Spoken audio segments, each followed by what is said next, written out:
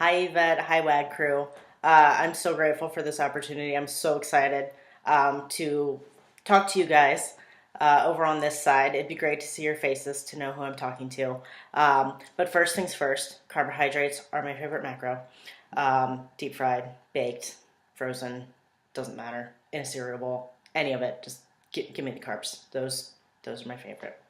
Second, my name is Katie Lundberg. I am 36 years old. I live in Richmond, Virginia. I currently work as a naturopathic physician, an acupuncturist, and I also coach CrossFit. So I wear a lot of hats during the week, sometimes multiple ones in the day.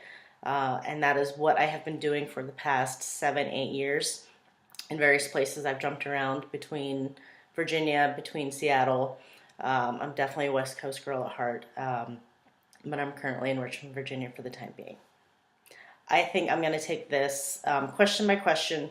I hope it's not too broken up, but I want to make sure that I answer everything thoroughly for you guys. So to begin with WAG, I think as of right now, looking at my schedule, I have about 20 hours to devote to this process initially. And as things progress, my hope is to be able to increase that and actually be able to give you guys a full time 40 hours plus a week. That's how I see things for now. But initially, off the bat, I've got about 20 hours I can give to you guys, and I am 100% interested in graduating, if you will, to a full-time coaching position. That is what I was hoping. It's kind of what I foresaw when I initially contacted Yvette. I think back last June, and she kept telling me to email in 3 months, and 3 months, and 3 months. So perseverance has paid off. Here I am. And my hope is to be able to be a full-time member of the WAG team. I worked with WAG. I've worked with you guys twice. The first time was May of last year. I started and worked with Mel. I was initially with Mel for 19 weeks. My goal was to really physically feel like the work I was putting in, doing CrossFit at the gym, was reflecting in my body, and that was something that I felt like I'd always worked so hard to have, and I never really got there. I always say that my twin sister can sneeze 3 or 4 times and she has abs, and mine show up sometimes. So I really wanted just to see what my body could look like on macros. I had been following WAG's Instagram feed, and I wanted to look like that. And so what I found, I think around week 7, week 8 is when Abs by Mel showed up. And at that point, other things were changing too. Abs aren't my gift, and so other things were changing in my body that I was really happy with. And so when the abs showed up, I thought, let's keep going, let's see what happens. And so I ended up staying for another 11, 12 weeks at that point. And all the things that you read about on the Instagram feeds, on Facebook, about people PRing, people getting faster, that was me. That was totally happening. I couldn't believe what my body could do. I couldn't believe what it was looking like. I was so amazed. I was so amazed. The other thing was that I really was feeling confident in my body. And also realizing that the choices I was making every single day were reflecting. And that was actually a really prideful moment for me, and realizing that I had a lot more control over things than I would have given myself credit for. But seeing my hard work every day and the choices I was making every week then reflect in a goal was really something that then spilled into other areas. I decided to join WAG after following a bunch of CrossFitters, and I kept seeing this hashtag for WAG and hashtag for working against gravity, and I had no idea what that meant. I wasn't even sure what macros were, but at the time, I think I had started the zone diet. I had recertified in my L1 for CrossFit, and they had brought up the zone diet, and I thought, all right, I'll give it a shot. And so I was weighing, I was measuring, and Shree Chan, follow her on Instagram, she was all about weighing and measuring. And I remember her posting saying that she really didn't have abs. She'd worked hard, with her diet for years and just never really had abs. And I thought, that sounds familiar to me. I don't have abs either. And so then I saw this picture of her finishing the open workout with her finished thruster and abs galore. And I was like, oh, what is this working against gravity? That's what she was doing. And so that's when I got on the site. And so I think that was around April. I got on, it was a 5-week waiting list. And so at some point when I was flying to California Regionals is when I got my email from Mel saying that she had my program ready and we were ready to get started. The question about what did being part of WAG teach you, I have a lot of answers for that, actually. It taught me a lot. And that's what I see when I was in the Facebook group. Everybody just commenting on how much of a personal journey this is, more than just a physical journey. What it taught me is, I think, one of my lifelong lessons that life is a journey, not a destination. Though I did get to my destination, it was actually the journey when I looked back on it that was far more important. And that I could then implement into other areas of my life, not just counting macros or being true to my diet and being accountable to myself. It was really a process of making a choice and committing to something that is important to me.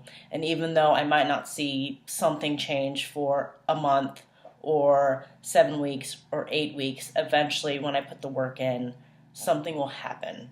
And that was one piece of it, is slow and steady, is sustainable, versus hoping that short term gives me what I want. That the long term goal, the long term process is often more fulfilling than the short term.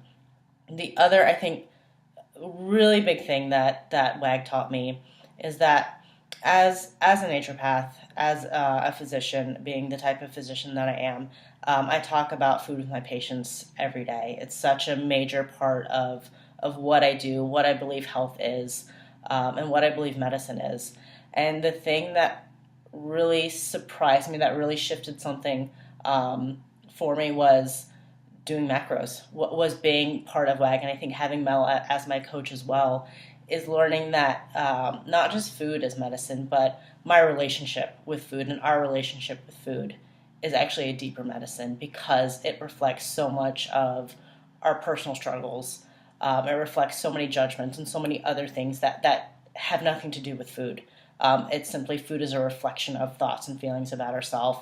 And so that was, I think, the biggest thing I got from WAG, the biggest lesson I got, was that our relationship with food is our medicine, more than just the food itself. This is the question about why would you be a good candidate as a sub for coaches? And so what I want to say about this is I have my own practice, but I work with other people within the practice. And so if somebody goes on vacation, we cover for them. If somebody is on vacation and they need emails or they have a patient emergency, we cover for them.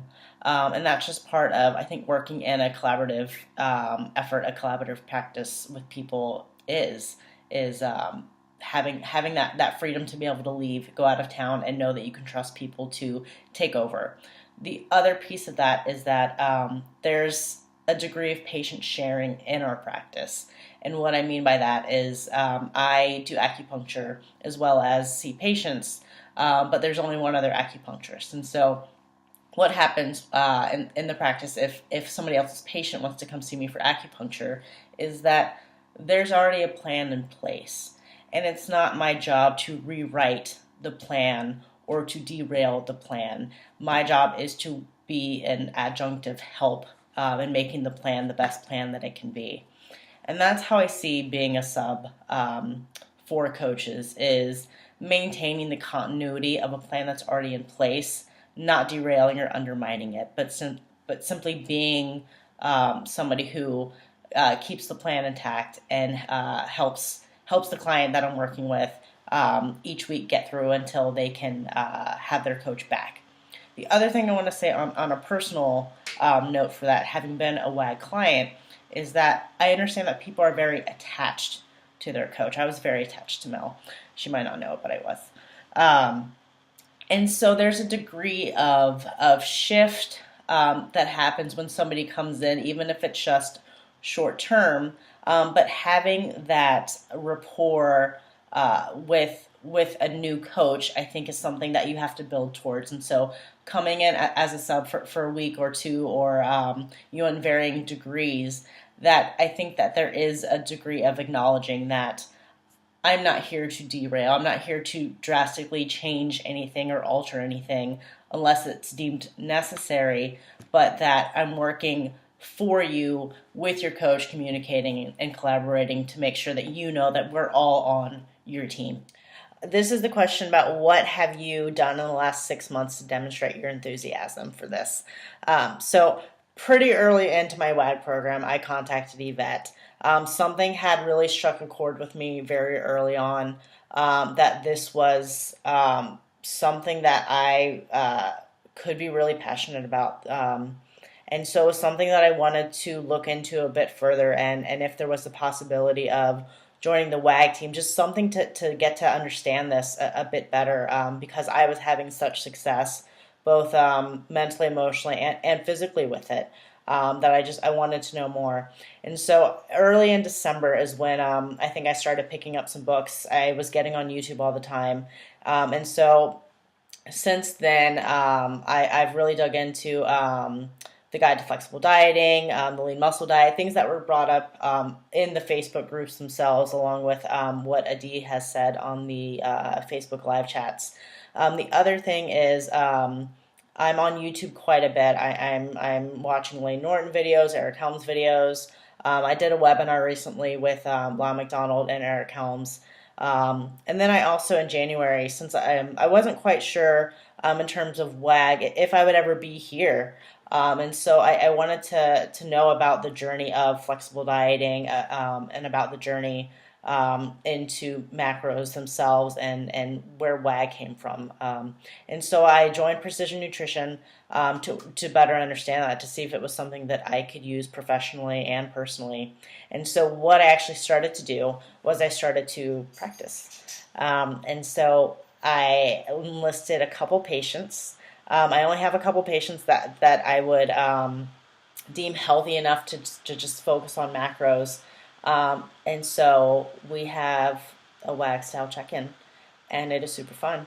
The other thing that I did was I asked some friends. I asked about 6 or 7 friends, including my sister, terrible client, to do macros. I wanted to practice. I wanted to see how I could do, if people could stick to it. If they didn't stick to it, what would I do?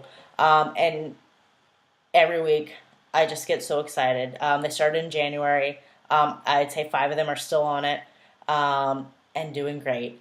And so it is so fun to be on this side, to see just people discover different things about themselves, have their own struggles, have their own personal insights, but just to see their pictures, to see their weight changes, their measurements, and just to cheer them on from this side. So I feel like I've been practicing for this. I think the last one, the tip for being a good person, the biggest thing that comes to my mind is to be curious. To be curious about somebody, ask questions. As soon as somebody realizes that you're not asking a "Hey, how are you?" and are hoping that they say just fine, when somebody really feels that you want to know who they are, that's really a sign that you value them and you think that they're worthy, and hopefully that translates into them feeling valued and feeling worthy. And I think that would be my tip for being a good person. Lastly, I just want to say thank you. Yvette, thank you for taking my emails again and again and again, for never blowing me off or dismissing my desire to be right here, right now. I really appreciate that. To Adi, no matter where this goes for me, I want to say thank you so much for forming Working Against Gravity and making it so much more than just about what we see in the mirror, but more about how we feel with what we see in the mirror. And so thank you so much. Thank you for allowing me this opportunity, and I hope to hear from you all very soon.